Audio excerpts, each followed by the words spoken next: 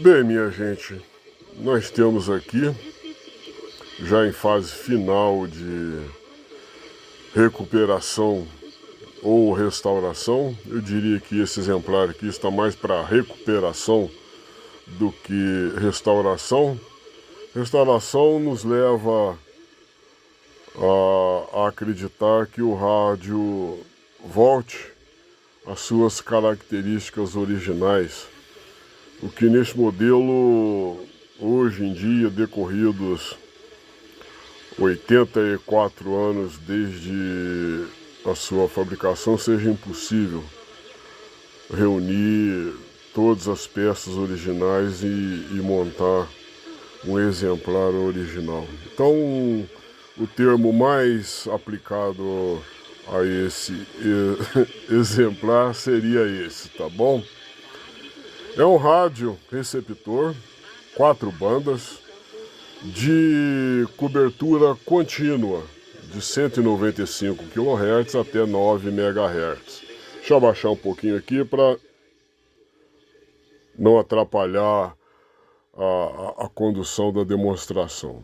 Como diz lá em Minas, é um rádio de comprido, tá? Porque ele tem essa conformação para que ocupe, dentro do espaço reduzido da aeronave, o menor espaço possível. Por isso ele é feito dessa maneira.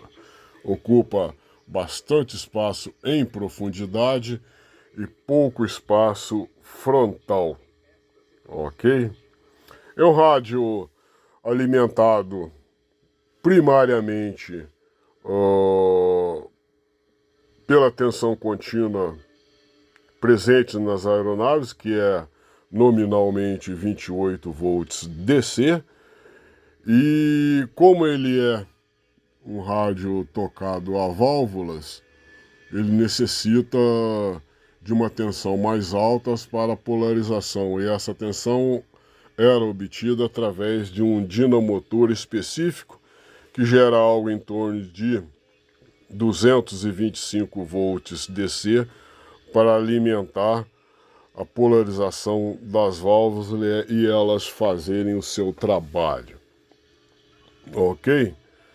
Como eu optei por alimentação externa, para que o seu espaço interno, que já é muito reduzido, não ficasse poluído, ocupado e ter que sacrificar ainda mais o seu chassi com furação, suporte, rebite e outras coisas, eu providenciei uma fonte externa, né? Então aproveitei aqui uma fonte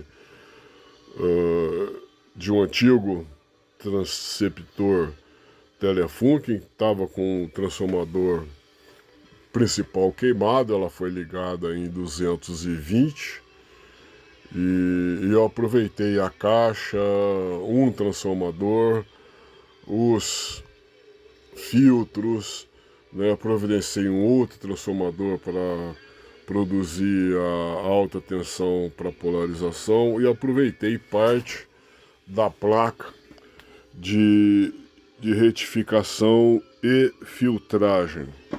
Ficou uma fonte estável, muito boa, com uma excelente filtragem, um ripple mínimo, né, em virtude de eu ter planejado uma fonte ressonante, onde, logo após o rebaixamento feito pelo trafo, né, você tem a retificação e logo após a retificação uma primeira filtragem com o capacitor. Vem uma segunda filtragem com o indutor. Uma terceira filtragem com outro capacitor. Uma quarta filtragem com um outro indutor e por último mais uma filtragem com outro capacitor.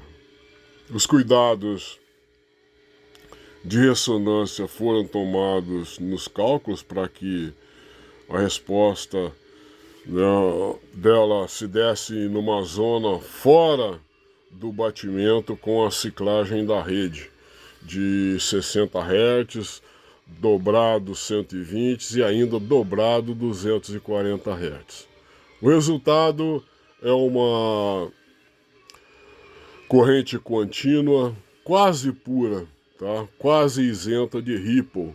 Isso aí determina um funcionamento muito bom e sem ruídos do nosso receptor, que é muito suscetível a ruídos em virtude de, naquela época, os ruídos existentes eram mínimos, né?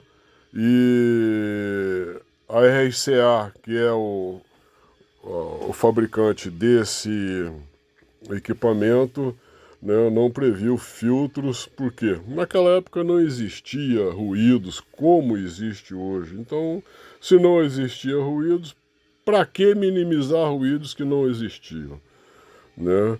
Então, para esses rádios mais antigos, né, existe a necessidade de se fazer uma fonte que possa minimizar os efeitos dos ruídos, ok? E aqui nós temos, né, o painel do bicho, né? Nada parecido com a sua forma original, mas aquilo que eu disse, é a recuperação de um rádio, e nesse caso aqui, não é a restauração. O que quer dizer recuperação? Recuperação quer dizer fazer o rádio voltar a funcionar o mais proximamente possível, de acordo com os recursos desses narradores, para que o rádio possa fazer a sua função de receptor e, ao mesmo tempo, ser preservado no máximo possível, tá, a sua integridade de construção.